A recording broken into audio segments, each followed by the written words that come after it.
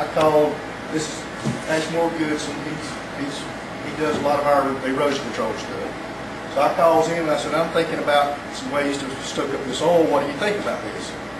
So I said, you go get this and try it and see how it works and call me back. So he said, you ain't gonna believe how this works. We think this is a good idea, and we're teaching this idea, but we would like to be able to do the work. So that's kind of where we're at with this. So just keep that in mind. But what we got, obviously we got clean water here. We're going to pour some oil in it, and then we're going to put some of this hay in it and let you see how it soaks the oil in. And we got a couple other things we want to look at too, along the same lines. This is just some burn oil that he's got. It's just burn oil with viscosity out of it. So crude oil would have more viscosity and stick to something like this even more than burn oil would. There's two types of hay in the southeast United States. And one of them is coastal Bermuda. This is the main common one. This is it. Bermuda grass. And the other is the Bahia grass. I'll show you some of it now.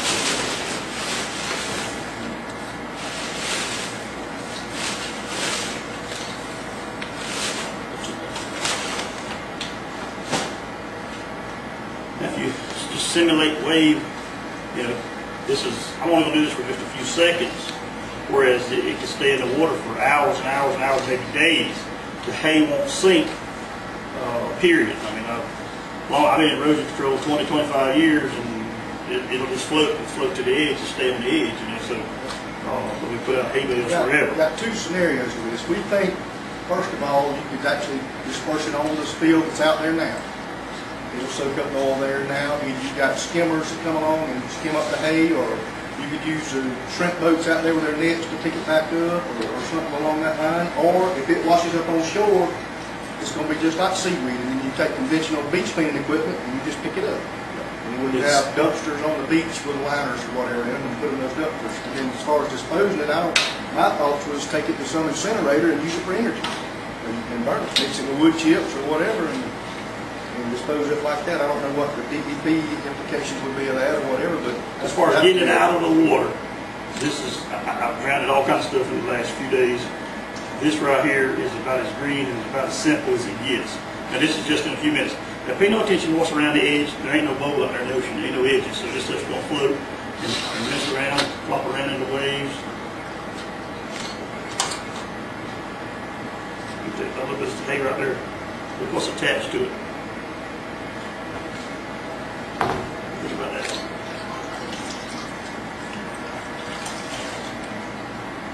With a quarter of a pound of dry hay. This is Bermuda grass. This is what commonly farmers will have everywhere. Bahia grass and Bermuda grass. And that's what they'll have.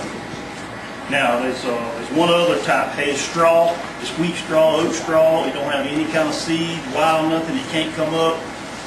That's going to be here. It's being seasoned in about 2 or 3 more weeks, and that would be a massive ready to supply in about 2 or 3 weeks. But if you've got this known all over the southeast, you could have a lot of hay coming to go on barges to go out to blow in the middle of that. Just blow it out there in the wind. It can't screw up because it's going to float around and float into the oil, and it'll attach itself to it.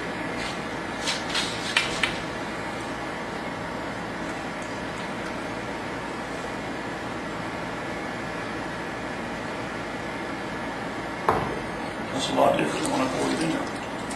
Now I can take a little bit more hay and clean it right on up.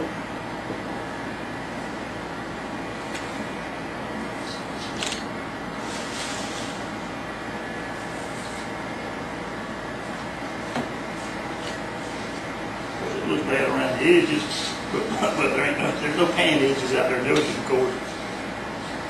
And really, if you look inside there, there's a lot of hay, look, inside here that hadn't yet grabbed any oil.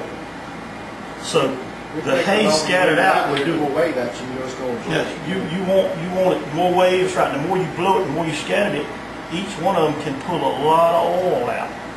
I done it so fast, you got some pieces. There's some that's scooped like it should be right there.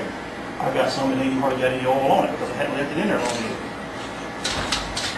You had mentioned it forming a hard cement like, but when I look at this, it looks like it's hay with oil on it, and I put my hand on it and got a bunch of oil on it. So is it, could you clarify what you meant by, it seems that,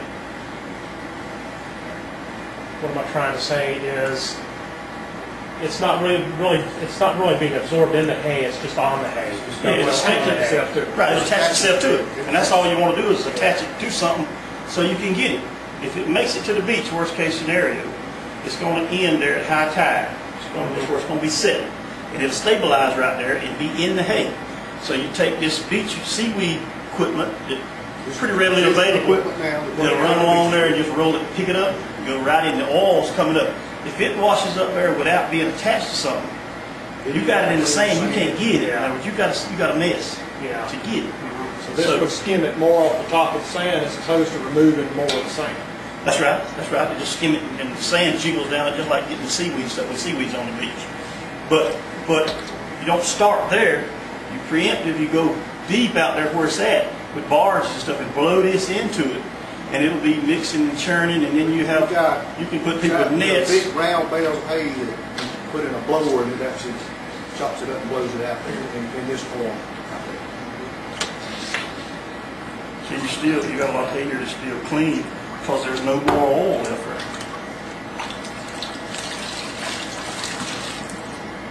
That's black burn oil.